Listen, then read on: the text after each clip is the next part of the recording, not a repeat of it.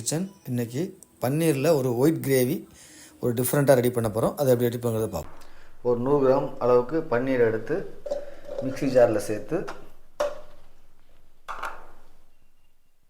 அதில் கொஞ்சம் பால் சேர்த்துக்குவோம். இது ஃபுல்லாக மூழ்கிற அளவுக்கு பாலை சேர்த்து இதை ஒரு நல்ல ஒரு ஃபைன் பேஸ்ட்டாக அரைச்சி எடுத்துக்குவோம். கடாய் அடுப்பில் வச்சு ஒரு 1 டேபிள் ஸ்பூன் அளவுக்கு ஆயில் சேர்த்துக்குவோம். சின்னதாக ஒரு துண்டு பட்டர் இது சேர்த்துக்குவோம்.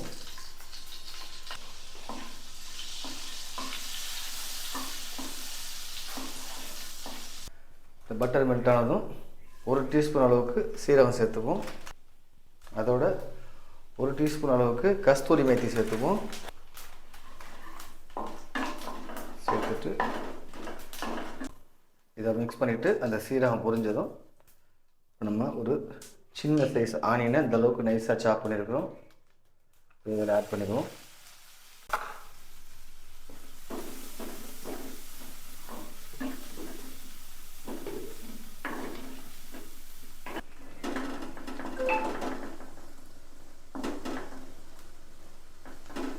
ஆனியன் சேர்த்து ஃப்ரை பண்ணிட்டோம். இதில் ஒரு 1.5 டீஸ்பூன் அளவுக்கு இஞ்சி பூண்டு பேஸ்ட் சேர்த்துக்குவோம். சேர்த்துட்டு இந்த இஞ்சி பூண்டு பேஸ்ட் நல்லா வதக்கிக்குவோம்.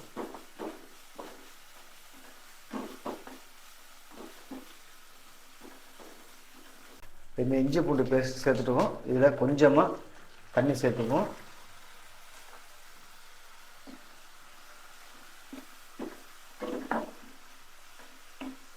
தண்ணி சேர்த்துட்டு ஒரு 2 நிமிஷம் இதை அப்படியே நல்லா வேக விடுவோம்.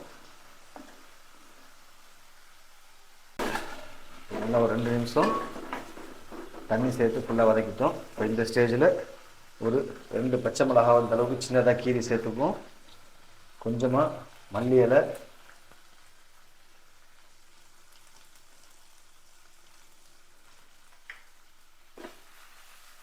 ரெண்டையும் சேர்த்து லைட்டாக வதக்கிக்குவோம்.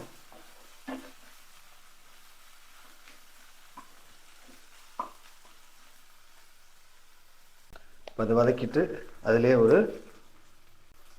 ஒரு டீஸ்பூன் அளவுக்கு சீரகத்தூள், 1 டீஸ்பூன் அளவுக்கு கரம் மசாலா, 1/4 டீஸ்பூன் அளவுக்கு பெப்பர் சேர்த்துட்டு இதுக்கு தேவையான உப்பு இதில் சேர்த்துருவோம். சேர்த்துட்டு இந்த மசாலாவுடைய பச்சை வாடை மாறுற வரைக்கும் இதை நல்லா ஃபுல்லாக வதக்கிக்குவோம்.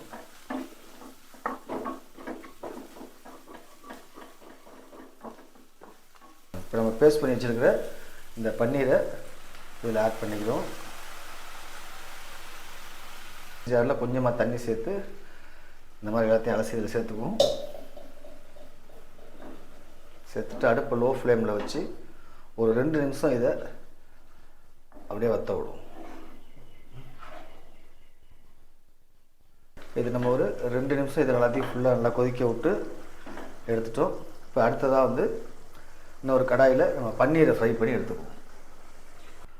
1 டேபிள் ஸ்பூன் அளவுக்கு ஆயில் சேர்த்துக்குவோம். சின்னதாக ஒரு துண்டு பட்டர் சேர்த்துக்குவோம். ஆயில் பட்டர் சேர்த்துருந்தோம், மெல்ட் ஆகிடுச்சு. இதில் கொஞ்சமாக கஸ்தூரி மேத்தி சேர்த்துக்குவோம்.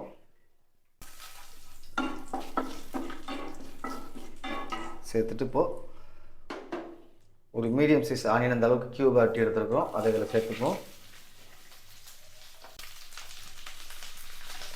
கேப்சிகம் இந்த அளவுக்கு கட் பண்ணியிருக்கோம், அதையும் சேர்த்துப்போம்.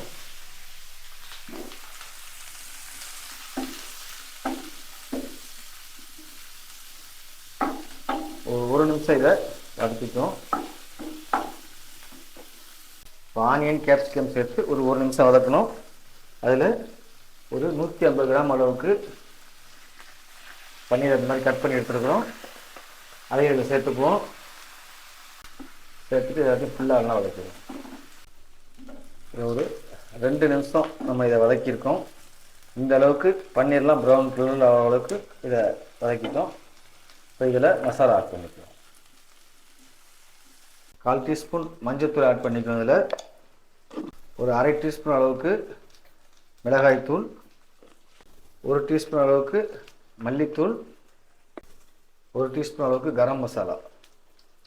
இது எல்லாத்தையும் சேர்த்து இதுக்கு தேவையான அளவு உப்பு இதில் சேர்த்துருவோம்.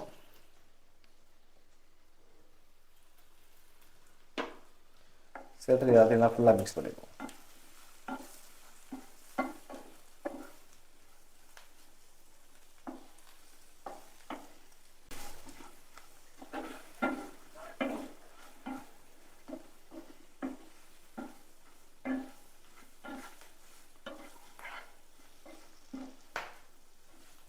இப்போ ஃபுல்லாக ஃப்ரை பண்ணிட்டோம். அந்த ஸ்டேஜில் ஒரு அரை மூடி லெமனை புளிஞ்சு இதில் ஆட் பண்ணிக்குவோம். ஆட் பண்ணிவிட்டு இதெல்லாத்தையும் ஃபுல்லாக மிக்ஸ் பண்ணிவிடுவோம். அவ்வளோ ரெடி ஆகிடுச்சு. அடுப்பு ஆஃப் பண்ணிவிடுவோம். இப்போ ஒரு அருமையான பன்னீர் ஒயிட் கிரேவி ரெடி ஆகிடுச்சு.